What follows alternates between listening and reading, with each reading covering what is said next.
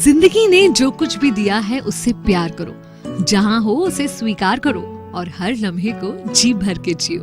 94.3 my FM से मैं हूँ विनी आपके साथ। और चलो आज कुछ अच्छा सुनते हैं। हम सब अपनी लाइफ की सिचुएशंस को, अपनी कंडीशंस को लेकर दुखी रहते हैं, क्रिप करते रहते हैं, लेकिन उन कंडीशंस में क्या अच्छा छुपा है ये तो देखते ही नहीं है। ऐसा ही एक सेवक था, मंदिर में काम किया करता था, साफ सफाई का, भगवान की सेवा का।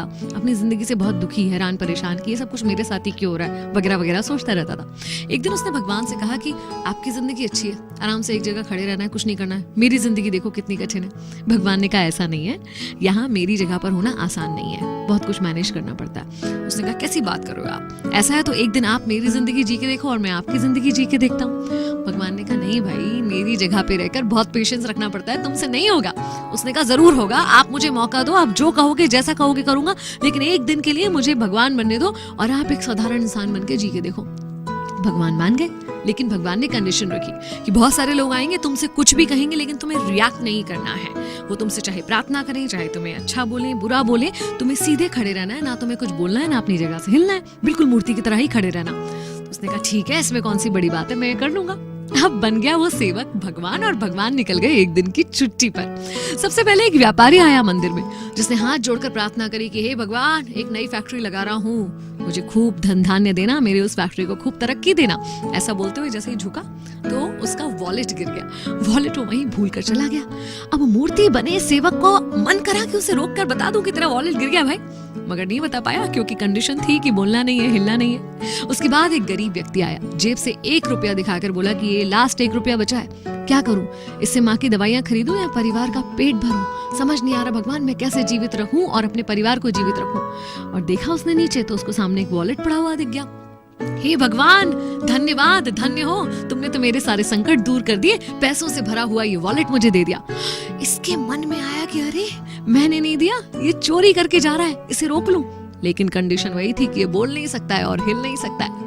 तीसरा व्यक्ति एक नाविक वहां पर आया, एक सेलर, जो कि जहाज लेकर 15 दिन के लिए समुद्र में जाने वाला था। प्रार्थना करने आया था अपनी सुरक्षा की, कि वो सुरक्षित सफर से अपने परिवार के पास वापस आ सके। वो प्रार्थना कर ही रहा था कि व्यापारी आ गया पुलिस को लेकर।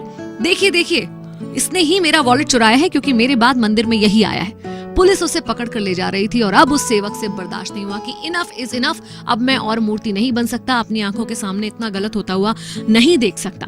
उसने कहा कि ये बिल्कुल गलत है, इसका जो बटुआ है वो उस गरीब व्यक्ति ने चुराया है, मैं भगवान हूं, मैं बता रहा हूँ। पुलिस ने भगवान की बात तो माननी ही थी, उस गरीब व्यक्ति को पुलिस पकड़ कर ले गई। शाम हुई, जब भगवान आए तो उसने बड़े गर्व से बताया कि मैंने एक अन्याय होने से रोका इस तरह से। भगवान ने कहा हे राम, तूने तो सारा बंटाधार कर दिया, मेरी प्लानिंग का कचरा कर दिया। वो जो धनी व्यक्ति आया था उसने बहुत कुकर्म करके, काले कर्म करके पैसे को कमाया है। अगर उसका पैसा एक गरीब व्यक्ति के काम आता तो उसके पाप थोड़े कम हो जाते। उस गरीब के परिवार में कुछ पैसा आने से उसका परिवार पल पाता। और ये जो नाविक जिसे तुमने समुद्र में भेज दिया ना, वहां बहुत बड़ा तूफान आने वाला है, इतना बड़ा तूफान जिससे जिंदा बचकर आ नहीं सकता। अगर वो जेल चला जाता 15 दिन के लिए तो उसकी जान बच जाती। तब उस सेवक को एहसास हुआ कि ये सब कुछ तो शायद मैं सोच ही नहीं सकता था, मैं तो क्षणिक जो कुछ हो रहा था वही देख रहा हूँ।